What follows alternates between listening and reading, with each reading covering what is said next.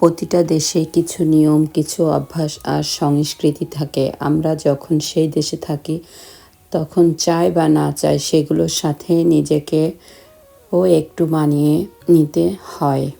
আমার মনে হয় এতে নিজের কিছু হারিয়ে যায় না, বরং নতুন একটা শিক্ষা যোগ হয় জীবনে। আসসালামু আলাইকুম আমার প্রিয় আপুরা, কাছে দূরে দেশ অথবা প্রবাস, যে যেখান থেকে আমার এই ভিডিওটা দেখছেন, আশা করি আল্লাহর রহমতে সবাই অনেক ভালো আছেন। আলহামদুলিল্লাহ, আমিও ভালো আছি। প্রতিদিনের মতো আজও আপনাদের সবাইকে অনেক ভালোবাসা জানিয়ে শুরু করছি আমার আজকের এই ছোট্ট ব্লগ। যারা সব সময় আমার পাশে থাকেন, ভিডিও দেখেন, কমেন্ট করেন, উৎসাহ দেন, আল্লাহ আপনাদের সবাইকে উত্তম প্রতিদান দান করুন, আমিন। আজকে জাপানিজদের খুবই পরিচিত একটা খাবার বানাচ্ছি প্রিয় আপুরা আপনাদের সাথে নিয়ে।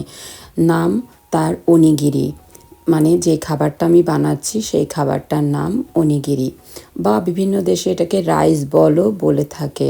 রান্না করা ভাত দিয়ে এটা বানানো হয়। আমি যেভাবে বানাচ্ছি আপনারা চাইলে নিজেদের পছন্দ মতো পুর দিয়ে বানাতে পারেন। অনেকেই এটা নরি পাতা, মানে জাপানিজ এক টাইপের পাতা পাওয়া যায়, সামুদ্রিক পাতা, সেটা সুন্দর করে শুকিয়ে প্রসেসিং করে এটা র্যাপিং পেপারের মতো বাজারে কিনতে পাওয়া যায়। ওই পাতা দিয়ে এটা সুন্দর করে মুড়িয়ে পরিবেশন করা যায়। সেটা দেখতেও যেমন ভালো লাগে, আবার খেতেও অনেক সুস্বাদু হয়। আমি আসলে ওই নরি পাতা দিয়ে কেমন করে মোড়াতে হয় ওই ভাঁজটা এখনও ভালোভাবে শিখে উঠতে পারিনি। আর সত্যি কথা বলতে কি, নরি পাতা আমার ঘরেও নাই, তাই আসলে নরি পাতা দিয়ে ভাজ করার চেষ্টা করলেও এখন আর কোনো কিছু করার নাই। আর আমি যে পুরটা দিয়েছি সেটা হলো মাংসের পুর। আমি আগে থেকেই এবার বিভিন্ন রকম পুর বানিয়ে ফ্রিজে রেখে দিই।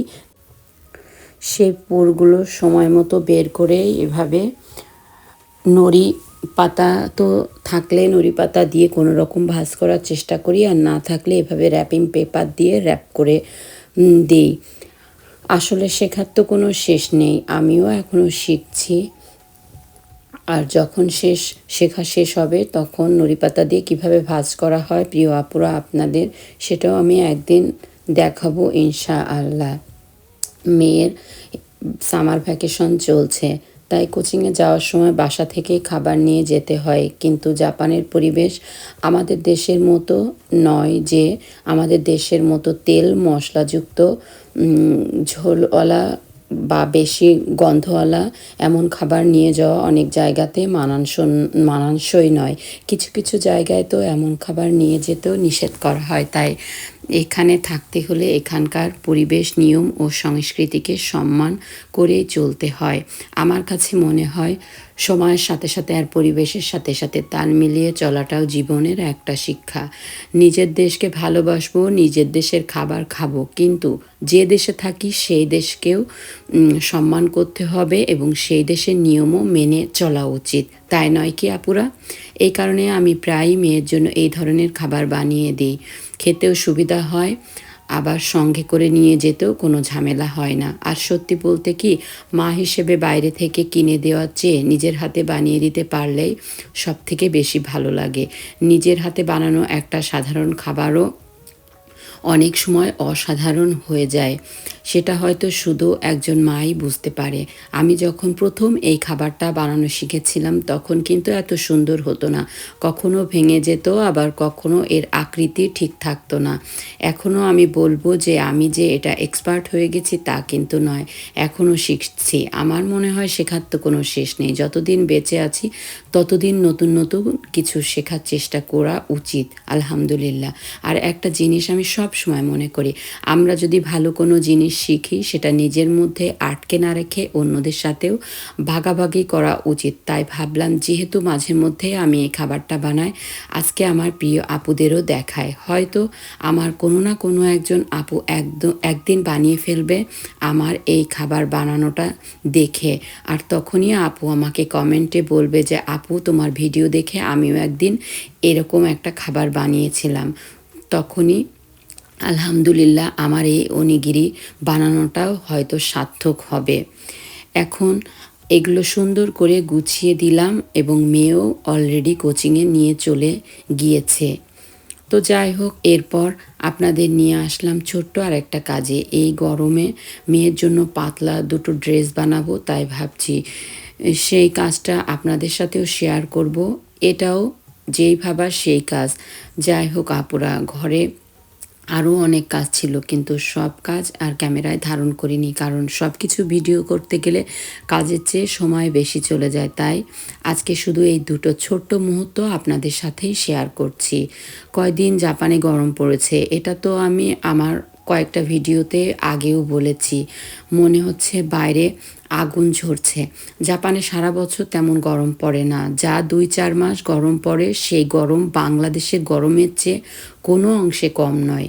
মেয়ের জন্য ঘরে পরা পাতলা দুটো ড্রেস বানিয়ে ফেলছি।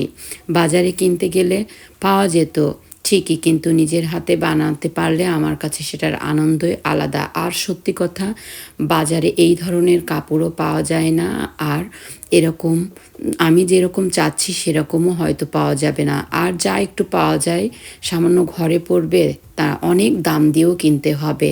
আমি কোনো দর্জি নয় আসলে, ছোটবেলা থেকে যে খুব বেশি সেলাই শিখেছি তাও কিন্তু না। সংসার করতে করতে একটু একটু করে শিখেছি, যতটুকু জানি ততটুকু দিয়েই নিজের প্রয়োজনীয় কাজগুলো করে নেওয়ার চেষ্টা করি। তাই প্রথমে কাপড়টা ভালো করে ভাঁজ করে কেটে নিলাম, তারপর আস্তে আস্তে সেলাই মেশিনে সেলাইও করব, সেটাও আপনারা দেখতে পারবেন।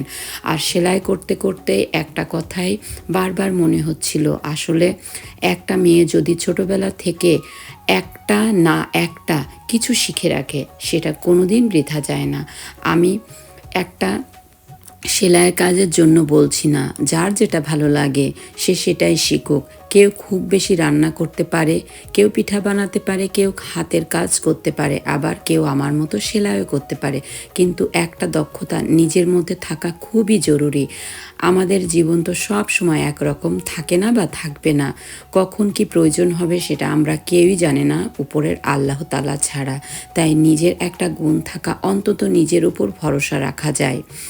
আজ হয়তো সেটা শুধু নিজের কাজে লাগছে, কাল হয়তো সেই কাজ দিয়ে অন্য কাউকে সাহায্য করা যাবে, আবার কারো কারোর জন্য সেটাই আয়ের একটা পথও হয়ে যেতে পারে। আলহামদুলিল্লাহ।